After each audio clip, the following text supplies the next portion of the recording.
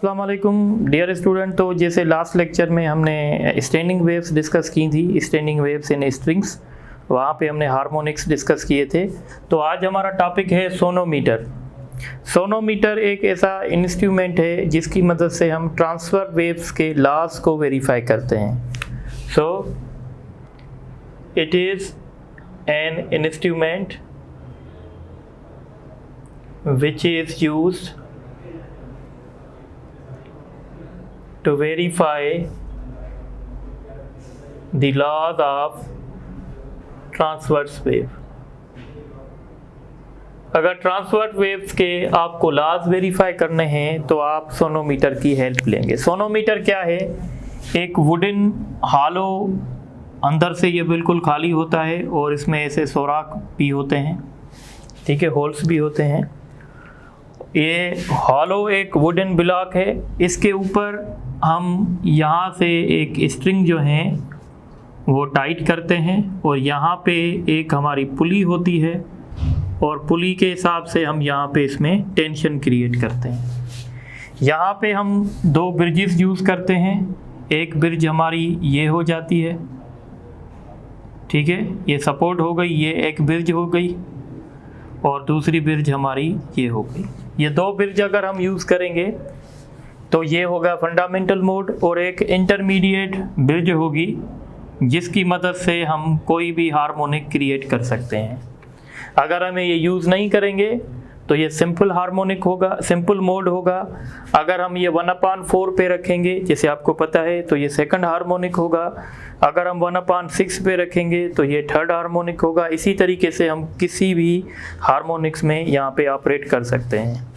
अब जैसे आप जानते हैं कि यहाँ पे स्टैंडिंग वेव क्रिएट हो रही है, तो जब स्टैंडिंग वेव क्रिएट होती है किसी भी हार्मोनिक की तो उसकी nth फ्रीक्वेंसी होती है NV/2L, या अगर मैं फंडामेंटल की बात करूं तो V/2L। और ट्रांसफर वेव की जो स्पीड होती है वो डिपेंड करती है square root of T and square root of mu. Speed of transverse waves यानी ये जो स्ट्रिंग है, इस स्ट्रिंग में जो वेव क्रिएट होगी उसको हम कहेंगे ट्रांसफर वेव्स, क्योंकि सॉलिड में ट्रांसफर वेव क्रिएट होती है। तो ट्रांसफर वेव की जो स्पीड होती है वो डिपेंड करेगी T/μ पे। T क्या है? टेंशन। ये टेंशन हमने क्रिएट किया है, ये बॉडी हमने सस्पेंड कर ली है, इसका मास समझे m है। तो जब हम इसको g से मल्टीप्लाई करेंगे ये वेट होगा और ये वेट बेसिकली टेंशन के बराबर होगा। म्यू यानी टेंशन हम कैसे फाइंड करेंगे? सो यहाँ पे मैं लिख लेता हूँ, where L is the length of string, T is the tension and mu is the linear density। linear density मतलब mass per unit volume, mass per unit length, m/L, ठीक है। और टेंशन किसके बराबर होगा? टेंशन बराबर होगा capital M divided by G। Capital M हम उसको कहते हैं जो मास हम यहाँ से हैंग करेंगे। तो अगर आप यहाँ से देखें तो हमें पता चल रहा है कि ट्रांसफर वेव्स के लॉस कौन से हैं कि जो फ्रीक्वेंसी होगी वो इन्वर्सली प्रोपोर्शनल करेगी वेवलेंथ से, और इसमें जो फ्रीक्वेंसी होगी वो डायरेक्टली प्रोपोर्शनल करेगी स्क्वायर रूट ऑफ टेंशन से, और ये जो फ्रीक्वेंसी होगी ये इन्वर्सली प्रोपोर्शनल करेगी 1/μ से। यहाँ पे जब हम इन्वर्सली प्रोपोर्शनल टू लेंथ करते हैं तो हम कहते हैं म्यू एंड टी जो हैं वो आर कांस्टेंट, इनको हम कांस्टेंट रखेंगे। इसी तरीके से जब हम T की बात करेंगे तो म्यू एंड L को हम कांस्टेंट रखेंगे। इस तरीके से जब हम म्यू की बात करेंगे तो हम L और T को कांस्टेंट रखेंगे, ठीक है। यानी दो पैरामीटर को कांस्टेंट रख के तीसरे के बीच में रिलेशन बनाएंगे। तो ये रिलेशन हमें बता रहा है कि frequency the wave created in such an instrument, यानी स्टैंडिंग वेव्स जो हमने क्रिएट की हैं, इनकी जो फ्रीक्वेंसी होगी वो directly inversely proportional to length of string होगी। अगर हम लेंथ को कम करते जाएंगे तो फ्रीक्वेंसी बढ़ती जाएगी, अगर हम लेंथ को बढ़ाते जाएंगे फ्रीक्वेंसी कम होती जाएगी। और ये जो फ्रीक्वेंसी है वो directly proportional to square root of the tension है। अगर हम यहाँ पे टेंशन को 4 टाइम्स बढ़ा देंगे, अगर हम इस मास को 4 टाइम्स बढ़ा देंगे तो उससे हमारी इस जो स्पीड होगी और जो फ्रीक्वेंसी होगी वो डबल हो जाएगी। अब ये जो म्यू है, ये म्यू बेसिकली डिसाइड करेगा, यानी इसको हम लीनियर डेंसिटी कहते हैं। थोड़ा सा समझें, अगर एक स्ट्रिंग मेरे पास थिन है, एक स्ट्रिंग मेरे पास थिक है, तो हम कहेंगे कि जो थिन स्ट्रिंग होगी इसका म्यू कम है और जो थिक स्ट्रिंग होगी उसका म्यू ज़्यादा है, क्योंकि अगर ये दोनों की लेंथ में सेम ले रहा हूँ तो इसका म्यू कम होगा, इसका म्यू ज़्यादा होगा, क्योंकि इसका मास कम होगा और इसका मास ज़्यादा होगा। तो आपने देखा होगा गिटार जो हमारे पास होता है, उस गिटार भी बेसिकली यही होता है, उसमें भी 3-4 स्ट्रिंग्स होती हैं। जब हम थिन स्ट्रिंग में डिस्टर्बेंस क्रिएट करते हैं तो हमें ज़्यादा फ्रीक्वेंसी सुनाई देती है, पर जब हम थिक को डिस्टर्ब करते हैं तो हमारे पास एक ग्रेव साउंड प्रोड्यूस होता है, यानी उसकी जो फ्रीक्वेंसी होती है वो कम होती है। तो इस तरीके से हम ये इंस्ट्रूमेंट यूज़ करते हैं ताकि हम लॉज ऑफ ट्रांसफर वेव को वेरीफाई कर सकें। इनको हम कलेक्टिवली लॉज ऑफ सोनोमीटर भी कहते हैं, लॉज ऑफ सोनोमीटर। ठीक है, तो आई होप कि आपको ये बात मेरी समझ में आई होगी। अब हम डिस्कस करेंगे बहुत ही इम्पोर्टेंट टॉपिक जो है वो है साउंड वेव, साउंड। तो अगर हम साउंड को डिस्कस करें, व्हाट इज साउंड, तो हम कहते हैं साउंड एक किस्म की मैकेनिकल वेव है। तो साउंड क्या है? It is a mechanical and longitudinal wave, longitudinal wave।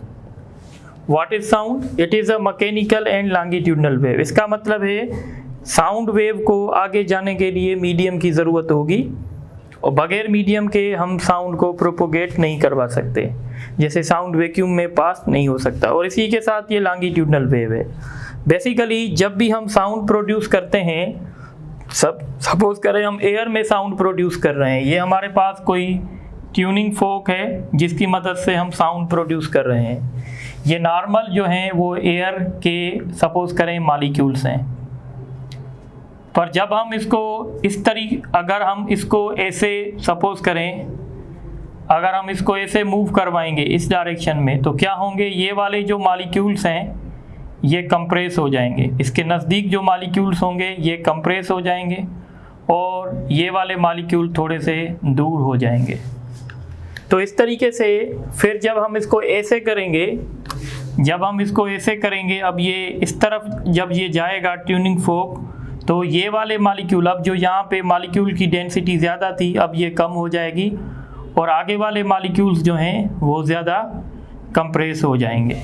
तो इस तरीके से जब हम किसी भी ट्यूनिंग फोक से साउंड प्रोड्यूस करते हैं तो एक सीरीज़ बनती है जिसमें कुछ रीजन ऐसे होते हैं जहाँ पे एयर का प्रेशर, एयर की डेंसिटी ज़्यादा होती है और कुछ रीजन ऐसे बनते हैं जहाँ पे एयर का प्रेशर या एयर की डेंसिटी कम होती है। तो बेसिकली हम कहते हैं it is a longitudinal wave which consists a series of compressional and rarefaction regions।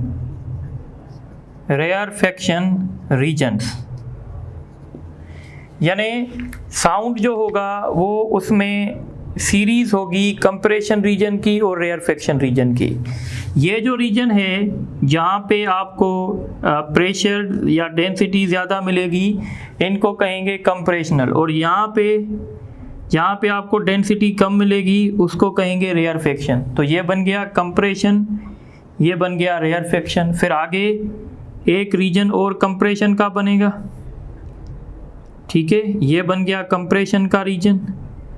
Compression के बाद फिर रेयरफेक्शन का रीजन बनेगा, ठीक है। तो ये जो आप सीरीज देख रहे हैं जहाँ पे प्रेशर हाई है इस रीजन को कहेंगे कंप्रेशन, जहाँ पे प्रेशर कम है उसको कहेंगे rarefaction. So what is compression, what is compressional reason?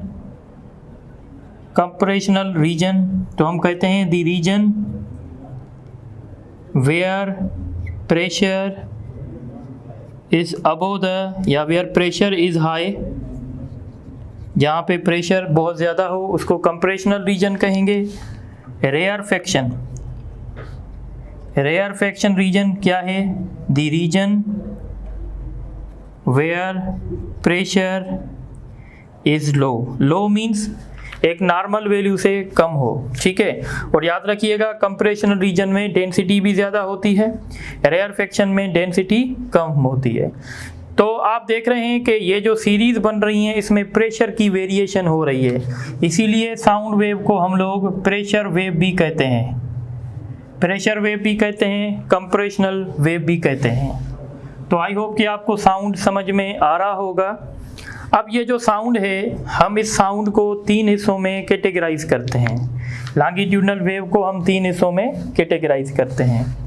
Longitudinal wave का इंट्रोडक्शन आप लोगों के पास है कि एसी ट्रेवलिंग वेव जिसमें मीडियम के particles along the direction of wave motion move करें, ठीक है।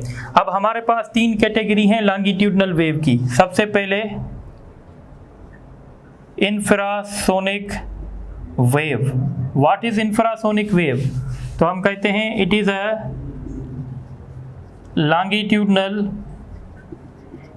longitudinal wave whose frequency is below 20 hertz. ऐसा साउंड जिसकी फ्रीक्वेंसी 20 हर्ट्ज से बिलो होती है हम उसको इंफ्रासोनिक साउंड कहते हैं। ये इस साउंड का एग्जाम्पल कौन सा है? तो इस साउंड का एग्जाम्पल है अर्थक्वेक। अर्थक्वेक जो है वो बेसिकली एक किस्म का इंफ्रासोनिक साउंड है, ये हम सुन नहीं सकते, ठीक है। जो साउंड हम सुनते हैं उसको कहते हैं ऑडिबल साउंड, या ऑडिबल साउंड कह लें या ऑडिबल वेव कह लें। What is Audible sound? तो हम कहते हैं it is a longitudinal wave, it is a longitudinal wave, it is a longitudinal wave whose frequency is between 20 hertz to 20,000 hertz। वो साउंड जिसकी फ्रीक्वेंसी 20 से लेकर 20,000 तक जा सकती है उसको ऑडिबल साउंड कहते हैं। ऑडिबल साउंड जैसे म्यूजिकल इंस्ट्रूमेंट्स हैं, जितने भी म्यूजिकल इंस्ट्रूमेंट्स हैं वो ऑडिबल साउंड को प्रोड्यूस करते हैं। ये वही साउंड है जो हम सुन सकते हैं, यानी हम सिर्फ उस साउंड को सुन सकते हैं जिसकी फ्रीक्वेंसी 20 हर्ट्ज से ऊपर हो और 2000 हर्ट्ज से जो है वो नीचे हो। अगर फ्रीक्वेंसी 20 हर्ट्ज से बिलो होगी तो इस साउंड को हम नहीं सुन पाएंगे, अगर 20,000 हर्ट्ज से ऊपर होगी तो फिर भी हम इसको नहीं सुन पाएंगे। तो एग्जाम्पल क्या है इनके? Sound produce by vocal cord, ठीक है, जो वोकल कॉर्ड ह्यूमन में होता है। इस तरीके से हम कहेंगे sound produce bye musical instruments, जो म्यूजिकल इंस्ट्रूमेंट साउंड प्रोड्यूस करेंगे।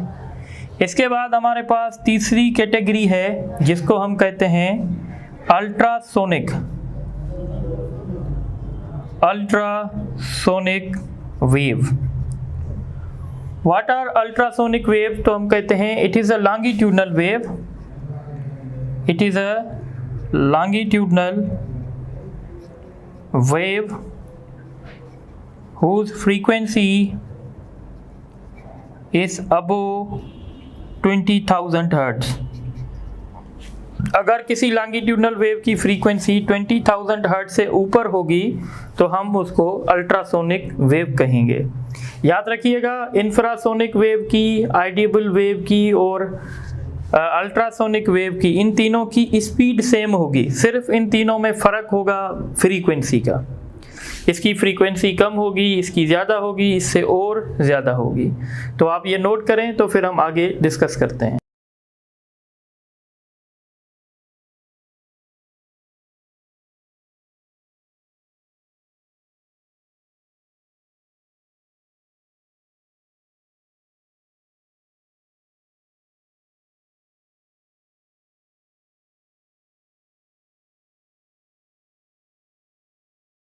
अच्छा, अब हम डिस्कस करेंगे स्पीड ऑफ साउंड। तो देखें, साउंड जो है बेसिकली एक मैकेनिकल वेव है, इसलिए हम कहते हैं the speed of sound the speed of sound in vacuum, vacuum means कोई भी मीडियम नहीं, the speed of sound in vacuum is zero, sound की स्पीड वैक्यूम में ज़ीरो होती है क्योंकि साउंड एक किस्म की मैकेनिकल वेव है। पर जैसे आप जानते हैं कि साउंड एक किस्म की लॉन्गिट्यूडनल वेव है, तो लॉन्गिट्यूडनल वेव की जो स्पीड होती है ना वो मीडियम की इनर्शियल प्रॉपर्टी और इलास्टिक प्रॉपर्टी पे डिपेंड करती है। सो मैं लिखूंगा the speed of sound in any medium, the speed of sound in any medium depends upon its elasticity या elastic property and inertial property. Inertial property means आप कह सकते हैं कि जो स्पीड होगी वो डिपेंड करेगी square root of inertial property. Inertial property की वजह से मैं लिखूंगा बल्क मॉडुलस और इनर्शियल प्रॉपर्टी की वजह से मैं लिखूंगा डेंसिटी। यानी किसी भी मीडियम में अगर आप साउंड की स्पीड फाइंड करना चाहते हैं तो उसके लिए उस मीडियम का आपको बल्क मॉडुलस का भी पता होना चाहिए और डेंसिटी का भी पता होना चाहिए।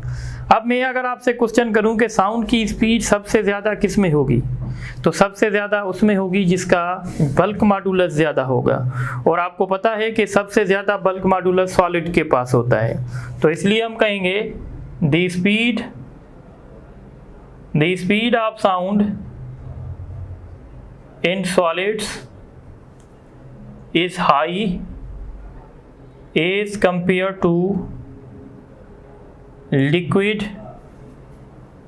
and gas because solids have higher values of bulk modulus, क्योंकि सॉलिड के पास बल्क मॉडुलस के वैल्यूज़ ज़्यादा हैं। और सॉलिड के पास बल्क मॉडुलस के वैल्यू ज़्यादा क्यों हैं ये मैंने स्टार्टिंग में बताया था, क्योंकि सॉलिड इनकम्प्रेसिबल है। जो चीज़ इनकम्प्रेसिबल होगी उसके पास बल्क मॉडुलस का वैल्यू ज़्यादा होगा। ठीक है, तो पहले नंबर पे स्पीड होगी सॉलिड्स में ज़्यादा, फिर गैसेस में और फिर लिक्विड्स में और लास्ट में गैसेस में। यानी गैसेस में साउंड की स्पीड सबसे कम होगी as compare to other states. अब हम फोकस करेंगे speed of sound in air, कि एयर में साउंड की स्पीड क्या होगी। और आपको पता होना चाहिए कि सबसे पहले एयर में साउंड की स्पीड कैलकुलेट की थी न्यूटन ने। सो सबसे पहले हम न्यूटन फार्मूला कैलकुलेट करेंगे। Newton formula for the speed of sound in air. देखिए, न्यूटन का कहना था कि साउंड जो है वो सीरीज ऑफ कंप्रेशन और रेयरफेक्शन है। तो न्यूटन का कहना था कि ये जो कंप्रेशन और रेयरफेक्शन की सीरीज बन रही है ये आइसोथर्मली बन रही है, यानी जितना कंप्रेशन में टेम्परेचर राइज हो रहा है उतना रेयरफेक्शन में टेम्परेचर डाउन हो रहा है। तो at the end of cycle temperature remains constant. So according, ये क्वेश्चन भी आ चुका है। सो अकॉर्डिंग टू न्यूटन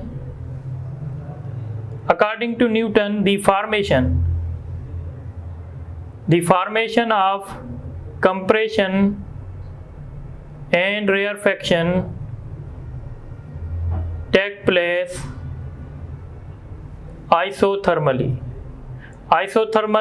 या आइसोथर्मल उस प्रोसेस को कहते हैं, ये आप इंटर में पढ़ेंगे, the process in which temperature remains constant. और आइसोथर्मल प्रोसेस में ये बात पता होनी चाहिए कि बल्क मॉडुलस प्रेशर के बराबर होता है। ये हम डिस्कस नहीं करेंगे, सिर्फ आपको याद रखना चाहिए। तो स्पीड का फार्मूला होगा प्रेशर अपॉन डेंसिटी। तो प्रेशर अपॉन डेंसिटी ये स्पीड ऑफ साउंड का फार्मूला हुआ एयर में, और ये किसने कैलकुलेट किया था? न्यूटन ने। अगर आप इसको एक्सपेंड करेंगे, एक्सपेंड का मतलब जैसे आपको पता है कि डेंसिटी बराबर होती है मास अपॉन वॉल्यूम, तो ये वॉल्यूम ऊपर चला जाएगा, तो ये होगा PV अपॉन M। आप जनरल गैस इक्वेशन पढ़ते हैं, जनरल गैस इक्वेशन होती है PV is equal to nRT। n जो है वो नंबर ऑफ मोल्स है। नंबर ऑफ मोल्स कैसे फाइंड करते हैं? Given mass divided by molar mass. तो इस तरीके से अगर आप इस m को यहाँ ले जाएंगे तो PV upon m is equal to RT upon capital M। तो अब ये इक्वेशन आपकी बन जाएगी RT अपान कैपिटल M। तो ये फार्मूला है speed of sound in air, और ये डिटरमिन किया था न्यूटन ने। ठीक है, अगर आप एयर का मॉलिक्यूलर मास यहाँ पे पुट करेंगे, air is the combination of oxygen and nitrogen, उस हिसाब से जब आप मास पुट करेंगे तो आप 0 सेल्सियस पे जो न्यूटन ने स्पीड कैलकुलेट की थी वो 280 मीटर पर सेकंड थी। यानी ये क्वेश्चन भी आ सकता है, Newton calculated the speed of sound at 0 Celsius is 280 metre पर सेकंड। जबकि प्रैक्टिकली हमने जब मेजर की तो उसके वैल्यू ज़्यादा आ रहे थे। इसका मतलब है न्यूटन ने जो साउंड की स्पीड कैलकुलेट की है वो उसने कुछ ना कुछ मिस्टेक्स की है। फिर इस मिस्टेक्स को करेक्ट किया था लेप्लास ने। तो अब हम डिस्कस करेंगे लेप्लास करेक्शन। लेप्लास करेक्शन, तो लेप्लास ने जो साउंड की स्पीड, न्यूटन ने जो साउंड की स्पीड कैलकुलेट की थी, इसमें थोड़े से इश्यूज थे। उन इश्यूज को करेक्ट किया था लेप्लास ने, इसलिए हम इसको कहते हैं लेप्लास करेक्शन। लेप्लास का कहना था कि ये जो कंप्रेशन और रेयरफेक्शन के रीजन बन रहे हैं ये वेरी रैपिड बन रहे हैं, और जो प्रोसेस रैपिड होती है वो हमेशा एडियाबेटिक होती है। एडियाबेटिक प्रोसेस उसको कहते हैं जिसमें ना सिस्टम में कोई हीट आ सकती है ना उससे बाहर जा सकती है। इंशाल्लाह इंटर में पढ़ेंगे। सो इसका कहना था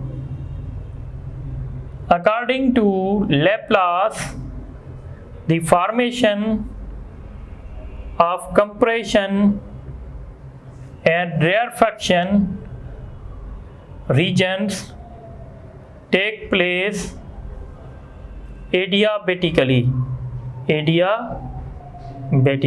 और जो प्रोसेस एडियाबेटिक होता है उसमें bulk modulus gamma times of pressure होता है। What is gamma? ये भी हम इंटर में पढ़ेंगे। Where gamma is called ratio of specific heats.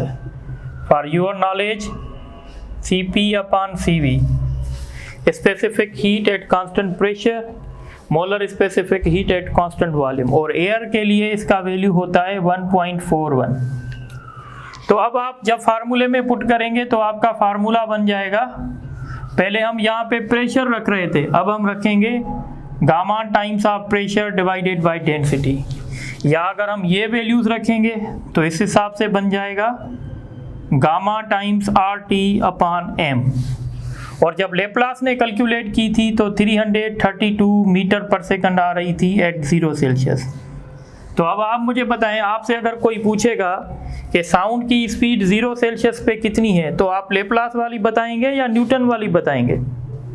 तो आप लेप्लास वाली बताएंगे क्योंकि लेप्लास ने करेक्शन की है। तो साउंड की स्पीड 0 सेल्सियस पे 332 मीटर पर सेकंड है, और ये इस स्पीड कैलकुलेट करने का फार्मूला है। ठीक है, अब हम डिस्कस करेंगे factors on which speed of sound in air depends. देखें, साउंड की जो स्पीड होती है एयर में वो कांस्टेंट नहीं होती है, वेरी होती रहती है। उसके रीजंस आज हम पढ़ेंगे। सबसे पहला इफेक्ट है इफेक्ट ऑफ टेम्परेचर। अगर आप इस फार्मूले से देखें तो इस फार्मूले से हमें पता चल रहा है कि speed is directly proportional to square root of the absolute temperature. तो इस हिसाब से हमें रेशियो बन जाएंगे V1 upon V2, T1 upon T2, और ये आएगा स्क्वायर रूट में। ये हम न्यूमेरिकल में रिलेशन कैलकुलेट कर सकते हैं। पर एक एम्पेरिकल फार्मूला है जिसमें हम बताते हैं कि अगर आप टेम्परेचर को 1 केल्विन डिग्री या 1 सेल्सियस डिग्री अगर आप टेम्परेचर को इंक्रीज करेंगे तो उससे जो साउंड की स्पीड में जो इजाफा होगा वो 0.6 मीटर पर सेकंड का होगा। पहले ये पॉइंट लिख लें, बाय इंक्रीजिंग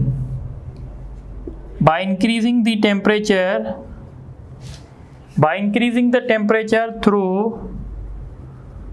1 सेल्सियस डिग्री या 1 केल्विन डिग्री, साइज सेम है दोनों की, the speed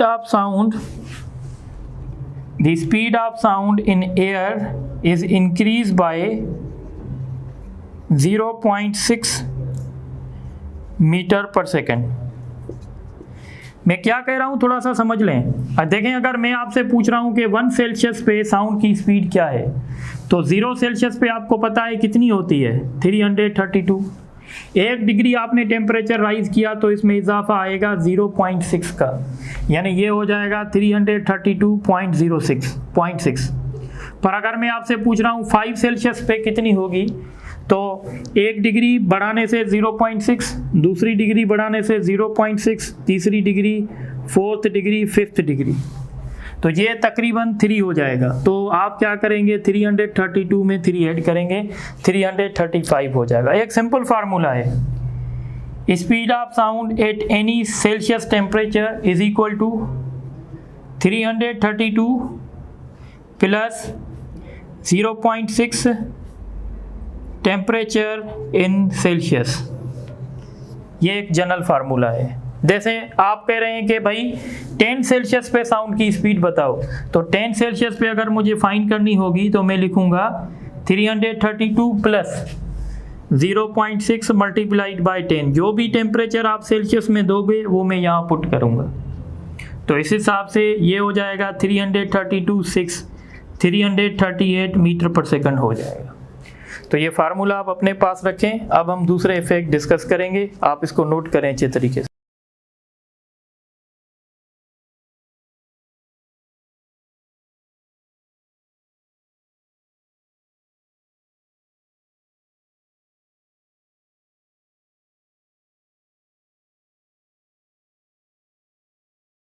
अच्छा, अब हम डिस्कस करेंगे इफेक्ट ऑफ विंड। देखें, जिस डायरेक्शन में विंड होती है ना, उस डायरेक्शन में साउंड की स्पीड बढ़ जाती है। तो हम लिखेंगे the speed of sound increases in the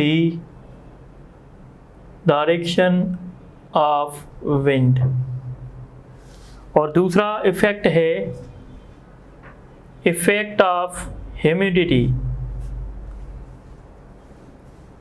जब एयर में नमी होती है ना, तो एयर की डेंसिटी जो है वो बढ़ जाती है। ठीक है, या हम ऐसे कहते हैं जब एयर में नमी आती है तो उसकी डेंसिटी पे इफ़ेक्ट होता है और उसकी वजह से हम कहते हैं कि साउंड की स्पीड बढ़ जाती है। So humidity increases the speed of sound in air. ठीक है। अच्छा, एक और इफेक्ट होता है इफेक्ट ऑफ प्रेशर। तो देखें, अगर एयर का प्रेशर कम या ज़्यादा हो उससे कोई फ़र्क नहीं पड़ता।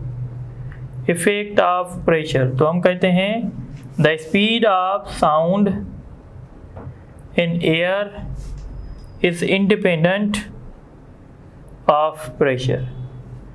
क्योंकि अगर आप प्रेशर को इंक्रीज करोगे, प्रेशर को इंक्रीज करने से देखें ये बल्क मॉडुलस है। ठीक है, और ये जैसे आपने देखा था कि P अपान गामा, P अपान और ये था डेंसिटी। अगर आप प्रेशर इंक्रीज करोगे, प्रेशर इंक्रीज करने से वॉल्यूम डिक्रीज होगा और वॉल्यूम डिक्रीज होने से डेंसिटी बढ़ेगी। जितना प्रेशर बढ़ाओगे उतनी डेंसिटी बढ़ जाएगी, तो एक दूसरे का इफेक्ट जो है कैंसिल हो जाएगा। तो ये वो इफेक्ट हैं जिस पे स्पीड ऑफ साउंड जो है डिपेंड करती है। इस तरीके से अगर आप गैसेस में से कंपेयर करवाएंगे तो याद रखिएगा speed of sound is inversely proportional to the square root of molar mass of gas। जैसे अगर मैं आपसे पूछूं कि हाइड्रोजन गैस में साउंड की स्पीड ज़्यादा होगी या ऑक्सीजन गैस में, तो आप कहेंगे हाइड्रोजन गैस में, क्योंकि हाइड्रोजन गैस का जो मास है वो कम है। ठीक है, जैसे आपने इक्वेशन देखी थी ना, गामा RT/m, तो ये m नीचे डिनोमिनेटर में आ रही है, इसका मतलब है इन्वर्सली प्रोपोर्शनल होगी। तो ये आप नोट कर लें, तो फिर हम इस पे कुछ MCQs डिस्कस करते हैं। अच्छा, आप ये कुछ MCQs देख लें। The laws of transfer wave can be verified. तो ट्रांसफर वेव्स के लॉज को वेरीफाई करने के लिए हम सोनोमीटर यूज़ करते हैं। The speed of sound in air is independent of. तो स्पीड जो होती है साउंड की एयर में वो प्रेशर के इंडिपेंडेंट होती है, तो ये होगा 3 ओनली। उसके बाद क्वेश्चन है find the temperature at which speed of sound becomes double as at 27 Celsius. यानी 27 सेल्सियस पे हम समझते हैं स्पीड v है। ठीक है, और टेम्परेचर जो है 27 में अगर हम 273 ऐड करेंगे तो 300 K हो जाएगा। और दूसरी स्पीड क्या होगी, जबकि दूसरी स्पीड डबल होनी चाहिए और हमें टेम्परेचर फाइंड करना है। तो हमने रेशो पढ़ा था V1/V2 T1/T2। तो यहाँ पे रखेंगे v, यहाँ पे रखेंगे 2v, यहाँ पे रखेंगे 300 K और यहाँ पे हमें T फाइंड करना है। स्क्वायरिंग ऑन बोथ साइड्स करेंगे तो ये 1/4 होगा, ये 300 K इंटू T होगा, तो T बराबर हो जाएगा 1200 K। पर हमें सारे ऑप्शन हमारे सेल्सियस में हैं, तो सेल्सियस में लाने के लिए 273 माइनस करेंगे, तो ये होगा 927 सेल्सियस। तो इसका ऑप्शन जो है डी होगा। उसके बाद क्वेश्चन है in which gas the speed of sound is fastest. तो जो गैस मास में सबसे कम होगी उसमें स्पीड ज़्यादा होगी, यानी H2। उसके बाद क्वेश्चन है, इस पर मैंने ऑप्शन नहीं लिखे तो लिख लेता हूँ, isothermally, adiabatic, isochoric, none of these. तो आपको पता है according to Laplace the formation of compression and rarefaction take place. तो ये एडियाबेटिकली होते हैं। Laplace formula for speed of sound in air. तो लेप्लास अगर न्यूटन का पूछेंगे तो प्रेशर अपॉन डेंसिटी, लेप्लास का पूछेंगे तो गामा आएगा, इसलिए ऑप्शन सी होगा। दूसरा क्वेश्चन है the frequency of Audible sound. Audible sound की जो फ्रीक्वेंसी होती है 20 से लेकर 20,000 हर्ट्ज तक होती है। उसके बाद क्वेश्चन है calculate the speed of sound eight 20 Celsius. 20 Celsius पे साउंड की स्पीड क्या होगी, तो मैंने फार्मूला बताया था 332 + 0.6 मल्टीप्लाइड बाय 20। तो जब आप इसको करेंगे ये 12 होगा, 12 ऐड करेंगे तो 344 होगा। उसके बाद लास्ट क्वेश्चन देखें, which of the following of sound wave is change with rise in temperature. तो फ्रीक्वेंसी तो चेंज नहीं होगी, इस वेलोसिटी आपको पता है अगर आप टेम्परेचर को चेंज करेंगे तो वेलोसिटी चेंज हो जाएगी, और अगर वेलोसिटी चेंज हो रही है तो वेवलेंथ भी चेंज हो जाएगी, इसलिए 2 and 3 यानी डी ऑप्शन होगा। तो आज के लेक्चर में इतना ही है, बाकी इंशाल्लाह फिर नेक्स्ट लेक्चर में डिस्कस करेंगे। Thank you very much.